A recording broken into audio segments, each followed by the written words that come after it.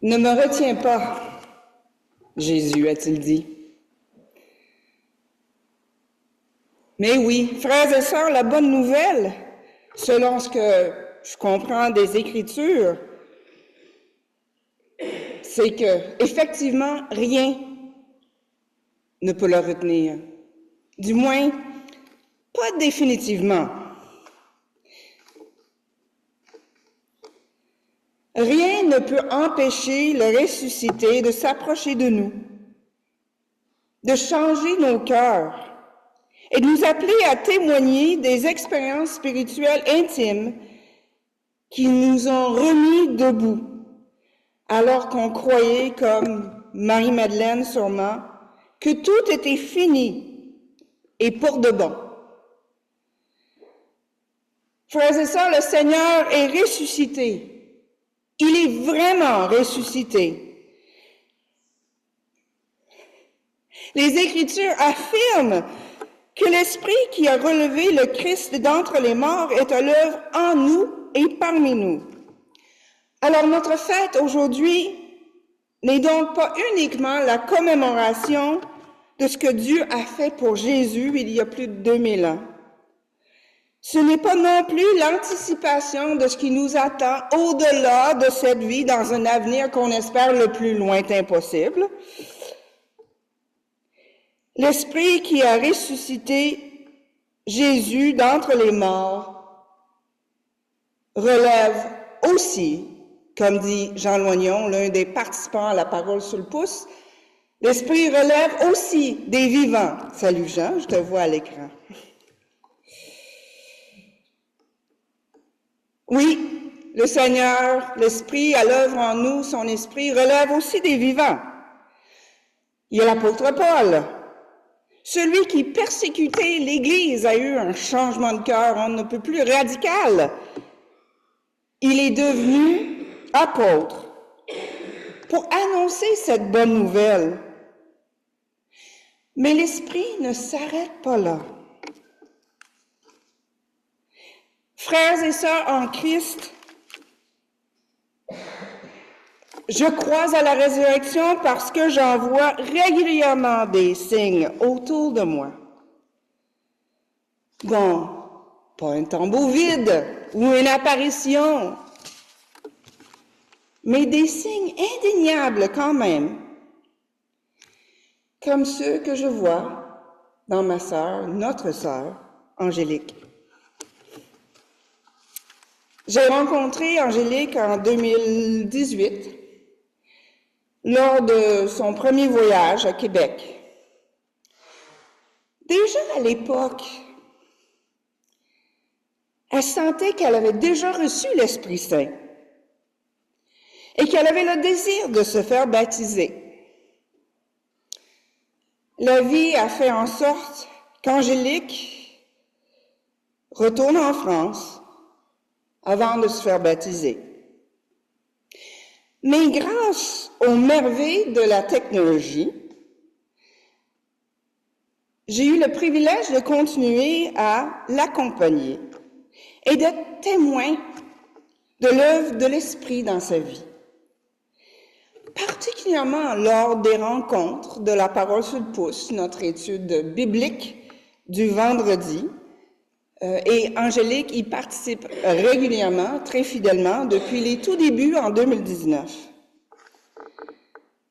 Mais tout ça, c'est son histoire, et non pas la mienne. Alors, Angélique, en ce matin de Pâques, à l'exemple de Marie-Madeleine, figure biblique que tu apprécies particulièrement, je t'invite à venir témoigner de ton expérience spirituelle intime, cette expérience qui t'amène aujourd'hui au baptême.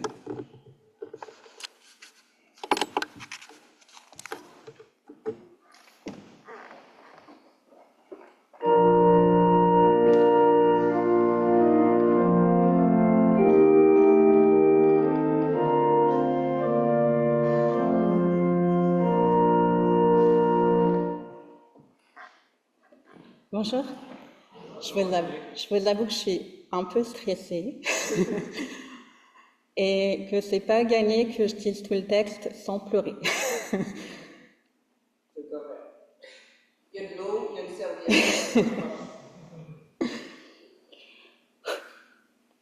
Je peine à écrire ce texte et il y aurait tant à dire. Et pourtant, tous les mots du monde entier, quelles que soient les langues, me paraissent si faibles avec l'intense intensité que je vis et que je ressens aujourd'hui. Me vient alors le mot miracle, avec un S, miracle. Me voilà à nouveau les larmes aux yeux. À chaque fois que je me mets à écrire ce texte, les larmes me viennent. Comment je vais être le jour J? Je ne vous promets pas de réussir à lire ce texte en entier sans pleurer. Oui, je le redis. Miracle, miracle, miracle, toujours avec un S. Mon baptême est miracle. Je n'aurai de cesse de dire ce mot-là, alors habituez-vous. Le 1er juin 2016 restera gravé dans ma mémoire toute ma vie. Miracle. Pendant plus de 30 ans de ma vie, j'ai considéré que si Dieu existait, c'était un sacré... Bref, je vous laisse continuer. Parce que vu l'état du monde et de ma vie, eh bien, non, pas possible, il ne peut pas exister, c'est ce que je me disais. S'il existait, pourquoi il permettrait toutes ces souffrances? Pour moi, soit il n'existait pas, soit c'était un sacré sadique. Bref, je revenais de très très très loin avec Dieu. Mais comme vous le savez, Dieu est patient et ne se force pas de ce qu'on pense de lui. Ce 1er juin 2016, miracle. J'ai changé de façon radicale d'avis. Une absolue évidence, il est là, puis il a toujours été là, même dans mes pires souffrances. Non, même si je l'avais cru, et même si une petite partie de moi en doute parfois, je l'avoue, non, il ne m'a jamais abandonnée. J'ai à cœur de partager l'environnement dans lequel j'ai grandi, pas pour faire pleurer dans les chaumières ou faire pitié, mais pour témoigner de la présence de Dieu, même dans les pires tourments. J'ai vécu une histoire très chargée et je crois que Dieu est venu me chercher dans les lymphes de l'enfer.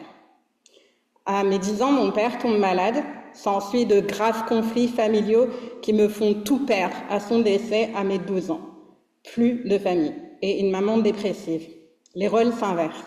Je grandis dans un contexte de violence physique, psychologique, économique, sexuelle. En 2021-2022, je sors d'amnésie traumatique et je prends conscience que j'ai vécu l'inceste entre mes 5 et 7 ans.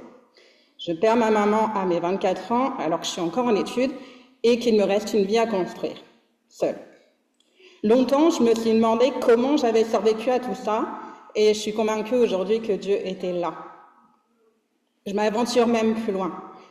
Toutes les souffrances que j'ai vécues, j'en ai fait ce que j'appelle ma mission de vie, une mission que je m'efforce de mettre au service de Dieu. J'ai accompagné des personnes à se libérer de leur trauma, à retrouver la paix intérieure après des chocs émotionnels.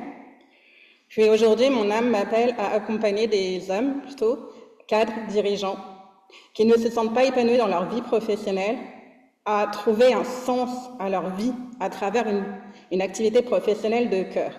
Bon, je leur dirais peut-être pas comme ça, mais mon but est d'amener des hommes très ancrés dans leur réussite matérielle et financière à une réussite bien plus grande et qu'ils les dépassent, une réussite spirituelle.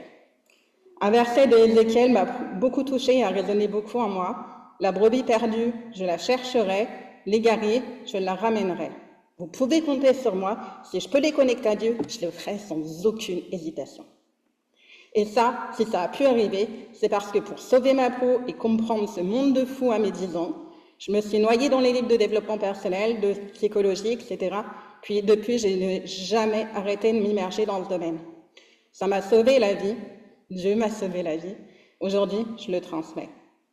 Moi qui ai encore du mal avec le monde tel qu'il est aujourd'hui, ma foi m'a donné la profonde force de me mettre en action pour contribuer à ce que nous sommes tous appelés à faire, créer le monde de Dieu sur terre.